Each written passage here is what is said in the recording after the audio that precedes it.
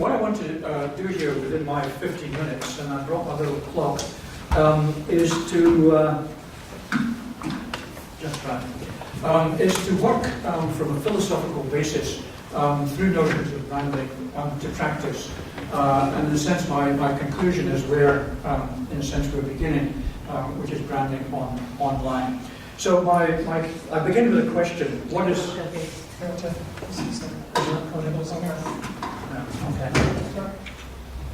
So I work on a Mac basis, and when I convert to PowerPoint, I tend to get distortion, so I use a PDF format. Okay, thanks very much. Where I started with this concept of a practice, and Anthony Giddens at LSE some years ago, back in the 1980s, drew very successfully, I think, obviously successfully, on the work of Martin Heidegger. This is, I think, before Martin Heidegger's politics began to become fully apparent. Anyway, Giddens argues that essentially, I think, that practices are habituated routines. And via that notion of practices as routines, the arising concept of structuration, the way in which action and structure within society mutually reinforce each other. So the concept of practice that I want to use here comes from philosophy, comes from hermeneutics. Heidegger, Gadamer, and Ricoeur feeds its way in to practice theory, Shatsky records, in ways that have not entirely, I think, been acknowledged. So practices are routines, all the things which actors know tacitly about how to go on, having breakfast in the morning, walking down the street. I shall give other more interesting examples of practices shortly. Okay, thank you. This is an example of a practice provided by one of my students. This is a student in Kuala Lumpur, walking through. She was visiting a shopping mall, a very large shopping mall in Kuala Lumpur, and she's talking about the practice of buying apples, purchasing apples in the supermarket.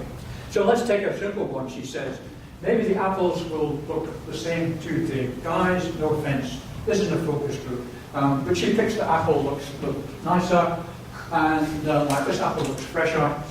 Something like this. Normally the guys would say it's just the same, just grab and go. Now this is, to my mind, a very helpful, excellent description of a very fundamental, basic practice.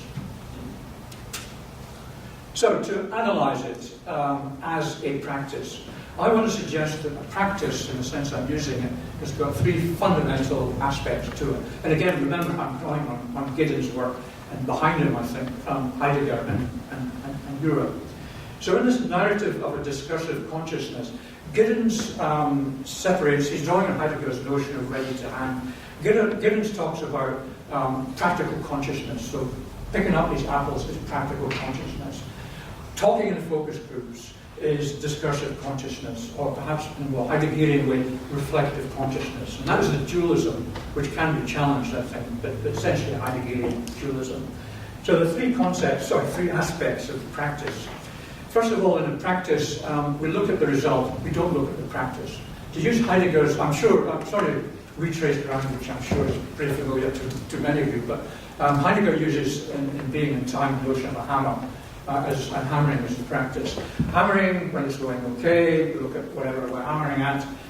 When the hammer breaks or when something goes wrong, we start looking at the process. So fundamentally, the practice is ready to hand. When it's going okay, we look at the goal. Secondly, in a practice we understand. And how do we understand in a practice? We understand the world of objects as equipment. So this is where this student is very helpful.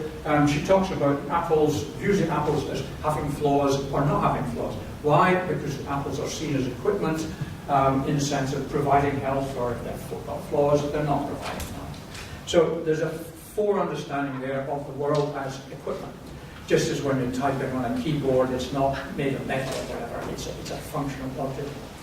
And thirdly, to draw on Gadamer's work, the practice puts in place or places a much wider understanding. Gadamer's phrase, a horizon of understanding, very helpful notion that both Charles Taylor and Giddens draw on Gadamer. So very helpfully again, the student, what is the horizon of understanding? It's gender. The women choose it this way, the guys do not. So it's very much up to gender horizon. And that's tacit, it's not what she's thinking about when she's choosing apples, but it's disclosed in the focus. This is a second example of a practice, a little more interesting, Chinese New Year. Well, says this. This is from, I should say, from a PhD thesis from a colleague of mine. It's Chinese New Year is a get-together. Once in a year we have our dinner together and we usher in the new year. But the most important thing, the significant part of it is, you see, after years of hard work, we come together and we share everything amongst ourselves. I mean, I've taken part, stumbling Westerner taking part in Chinese New Year dinner. And here we have a wonderful picture from my colleague's PhD thesis of the horizon of understanding. After a year of hard work, we come together, the practice embodies the shared horizon of understanding. And this is fundamental in hermeneutics, I think, is a spatiotemporal set of metaphors for understanding. And here we have, very much a horizon of understanding of this familiar, extended familiar unity. And this is a little practice, the tossing of isang, tossing of the raw salmon at Chinese New Year, is a practice. It's equipped with chopsticks. They have instruments, the equipment. I'm not thought of as wood, but thought of as equipment. Secondly, it embodies, it's an embodied narrative of sharing. Again, Gadamer's phrase, the word, the project, the tacit project. And thirdly, it emplaces this wider horizon of understanding. We come together. It's fundamental to hermeneutics and hermeneutic philosophy that understanding is embodied. Thank you. Sorry. Now, finally, you'll be glad to know we're on to branding and media branding. This is an example of branding. I taught for 3 or 4 years to replace a member of staff at the University of Malaysia, Sarawak. And there were a large number of students, 700 students, who were there doing business degrees. And I was teaching and putting in this qualitative dimension. Digi is a Norwegian telecom producer. It operates very successfully in Malaysia. But this is a splendid example, I think, of the incomer going badly wrong when culture is not acknowledged. And that's why I'm very happy to hear these earlier slide talks emphasizing culture. So this is Digi, a telecom advertising video from Digi shown on Malaysian TV. Okay, sorry. Why do we have the result? To use hermeneutic phrasing, we have a distantiated, affective horizon of understanding. In other words, basically, the Chinese audience hated the video because what was shown on that video was people using their telephones at Chinese New Year. And Chinese New Year dinner is supposed to be a family coming together, not phoning distant friends or whatever. So as they say, and this is from a focus group, when whole families take the dinner, you suppose don't answer the phone. It's offensive, it breaks the Chinese tradition. Focus on the dinner, not on the phone. It's out of your culture. You better go to talk to your friends lab. So in other words, this is an overseas attempt at branding, which really goes quite sadly wrong, because well, to use Ricoeur, the philosopher, I'm not sure if Ricoeur thought about branding, but the philosopher Ricoeur's notion of distantiated or alienated, a very clear example of the audience, the consumer, drawing back and saying, that's not us. This is our identification.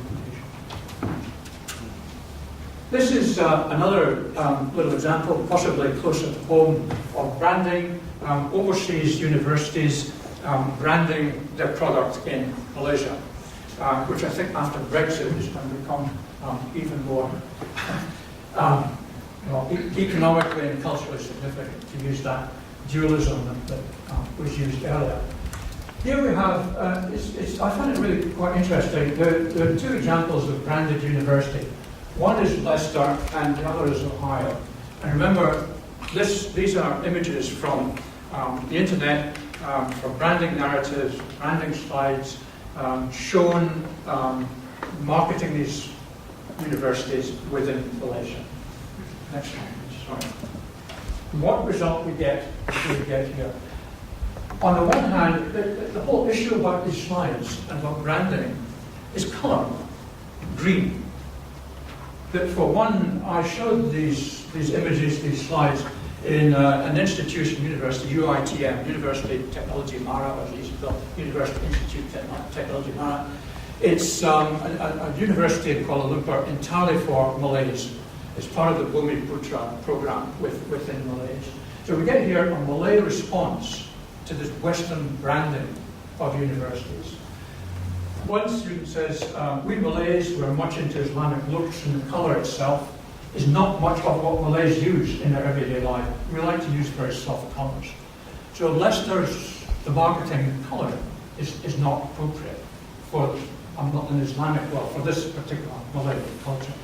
However, accidentally or purposefully, who knows, the Ohio University site is said to be culturally close to the world of Islamic Malay consumers because it's green, emphasizes green. It does not use striking colours, it uses soft colours. So here we have colour is central to the success or failure of university marketing within this particular Malay culture.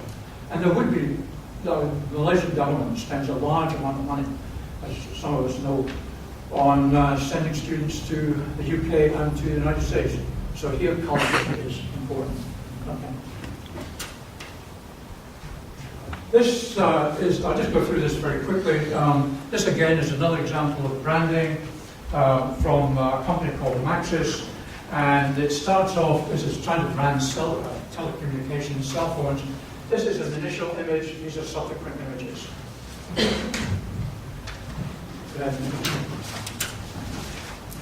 And what we have here is, again, it's looking at this from a philosophical perspective and the attempt always to make sense of narrative. A Chinese viewer in a focus group, student viewer in a focus group watching this, he starts off seeing this guy waving goodbye to his wife and driving off in the car. And then he sees these images of people that we've seen, people using cell phones. So he has to reconcile these images within branding. And here you have the hermeneutic circle of this reconciliation. He starts off thinking this branding must be about motorcycles, about motor cars. The brand resists because you've got these images of people using their cell phones in the kampong and in the city and the countryside. So he revises his four understanding. Thanks. And finally, can I gently ask how much longer I've got? About 2 minutes?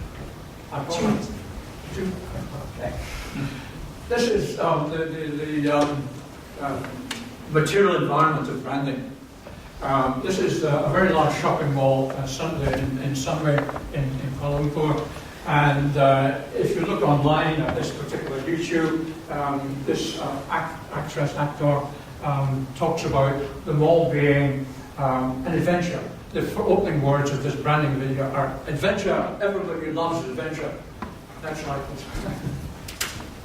But the result, I mean, we talk to people in the mall. How do they think of the mall? Maybe an overseas visitor might think of it as an adventure. But for most people, talking to them in the mall, you actually think in terms, using Oldenburg's phrase, you think of the mall as a great good place. It's exactly the opposite. It's a great good place, but it's a lovely place to meet your friends. Not to have adventure, a place to have reassurance.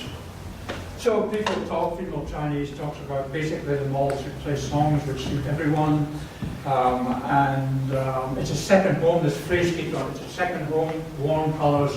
And as Oldenburg says, really, you can use this phrase, a great good place functions as a neutral ground in which all feel at home. So the mall is being marketed as venture, it's being actually practiced as a place where people feel at home. And lastly, this is just an example, which is philosophical interest because it disrupts Heidegger, but of photograph taking, picture taking, cell phone use in the mall, where she says, she's talking about these pictures, and in a focus group she reflects back on the practice of taking the pictures, and she says, taking that picture is something that you want to last. Okay, next slide please. final one, I think. She says, taking the pictures, there's a happiness, but it's something more because I remember this moment when you took the picture, somebody wanted to laugh. And this illustrates very well what Yana and Sukas talk about in their article on reflection. So the two things illustrated here. First of all, the mall is not being used as a place of adventure, it's being used as a place of celebrating bonding. And secondly, in terms of this dualism that I started with, the practice and then reflection, this is very interesting because she is reflecting not after the practice, but within the practice. And the last slide, I think. Oh, sorry, yeah, just finally to get to branding online, just an example of TripAdvisor branding, the way in which through algorithmic tracking, we are increasingly having a presence online. Our horizons, to use that Heideggerian and hermeneutic fish, the horizons are being shaped for us through tracking, and this is a good example of TripAdvisor. And the last slide, finally. Yeah. Thank you for watching. That's it. Thanks very much.